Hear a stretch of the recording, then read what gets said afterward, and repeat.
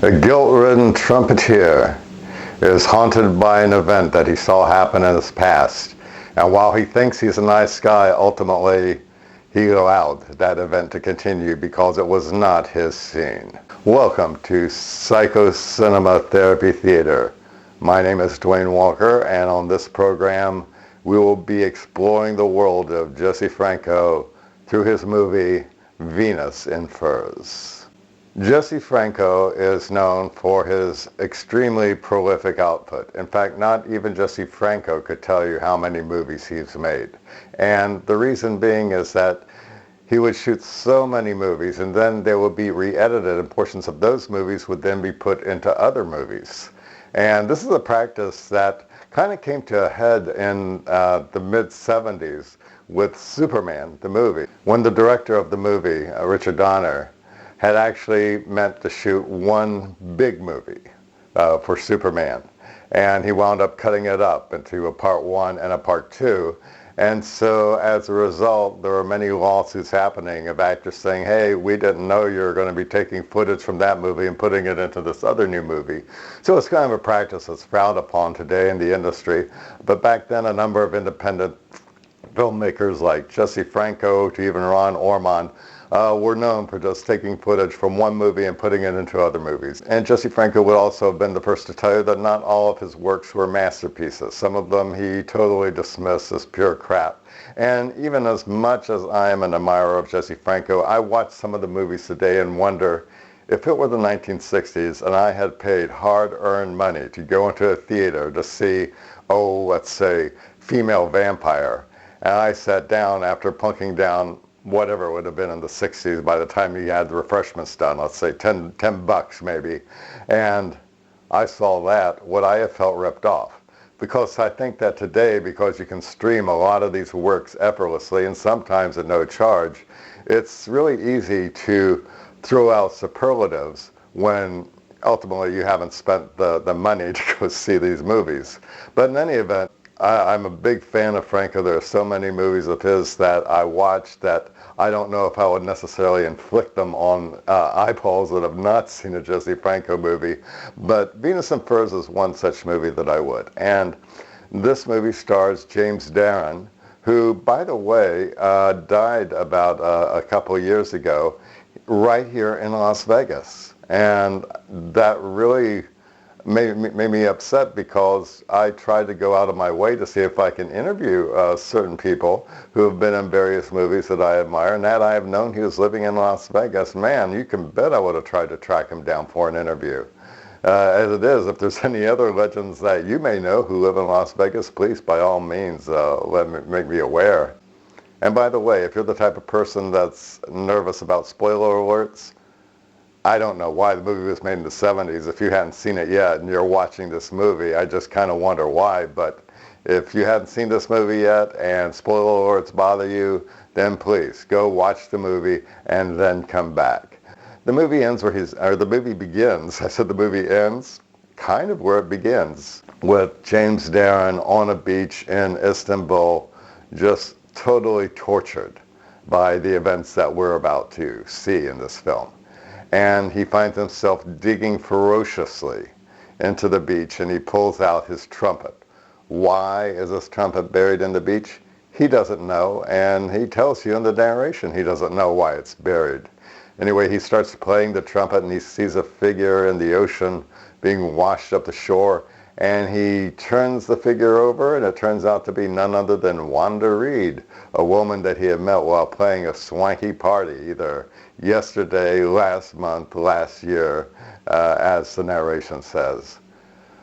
But at this party, he saw Wanda Reed, and of course he felt rather inadequate because he was not rich like some of the people that were there. And he talks about the people that he met, a millionaire playboy, a photographer, an art dealer named Cap, and he finds that they're all following Wanda Reed. So he goes and he follows them down and finds out that the millionaire playboy, played by Klaus Kinski, tries to max her. Why? Because it's a sadistic crowd.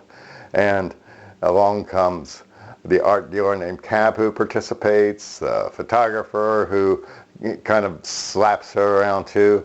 No real reason at all given. They're just bashing on Wanda Reed until eventually Klaus Kinski pulls out a dagger and stabs her dead. And of course, our super innocent narrator, named Jimmy, by the way, the character of Jimmy, as played by James Darren, sees them, and in spite of the fact that she's killed, he just says, "Hey, that's not my scene," and he takes off. Well, as far as I'm concerned, every single person involved in that scene's guilty, especially the one who saw it and didn't do anything about it, never raised a voice. He goes to Rio where he's playing at a party, and suddenly who walks into the party but Wanda Reed? Hey, isn't she supposed to be dead? And he follows her, and things tend to get a little bit dreamlike, but they do get together, and they do talk about the past, and she talks about what a terrible night it was, but he still loved them. They were still her friends, even though they treated her like crap. And then at various points in the movie, we cut away to where Wanda Reed visits her various friends. She visits the art dealer, and it looks almost like all is forgiven until finally they look like they're about to have sex, but then at the very height of everything, he looks down and sees her corpse. The same thing happens to the photographer.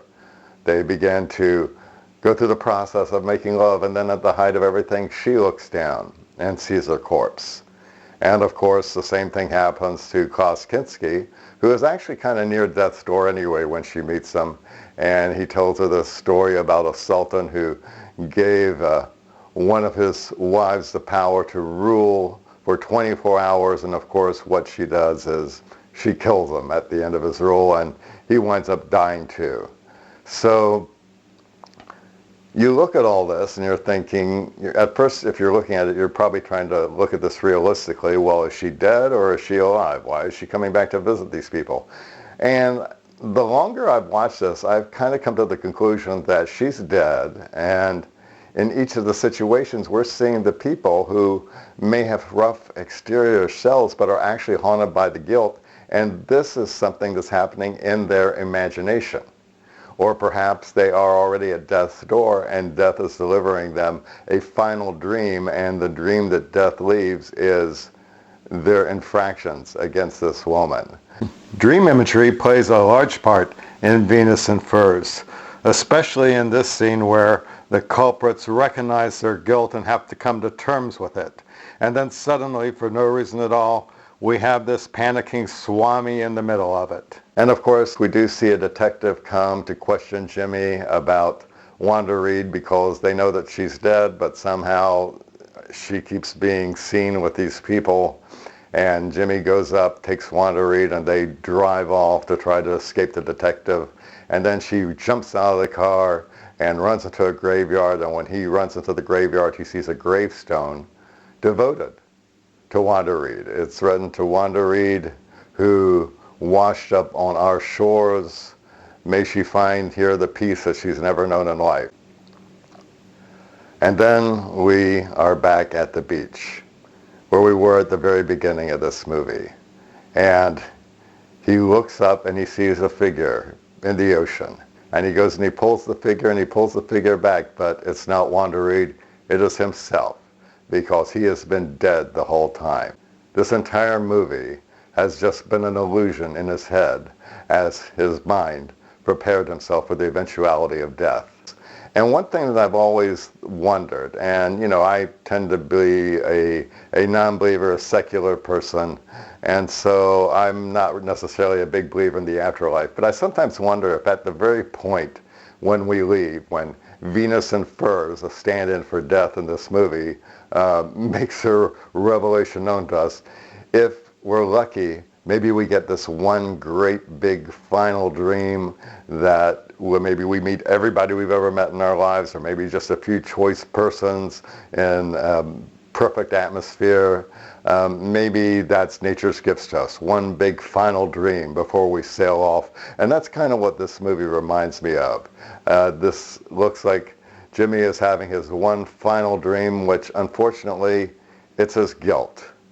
He's leaving this mortal coil filled with nothing but guilt. Because as we've gone through the movie, we seem to be getting the impression that little Jimmy is this nice, innocent person. But he is perhaps the worst of all, because he saw the crime that's being inflicted on Wanda Reed, and he did nothing. Nobody can escape death. Nobody can escape their own personal judgment. And Venus in Furs certainly illustrates that truth. Venus in Furs will be smiling when that moment arrives. Venus in Furs will be smiling, oh, when that moment arrives.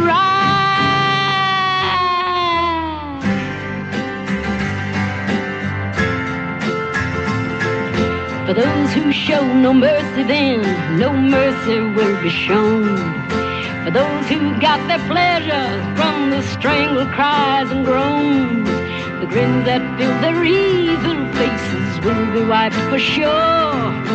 Sometime someone somewhere will come knocking, knocking on the door. And Venus in Furs will be smiling, oh, when that moment arrives. Venus in Furs will be smiling. And thank you for watching Psycho Cinema Therapy Theater. And if you liked what you saw, then please, by all means, like this video, subscribe, and we'll see you next time as we review and discuss even more movies. Thank you for watching.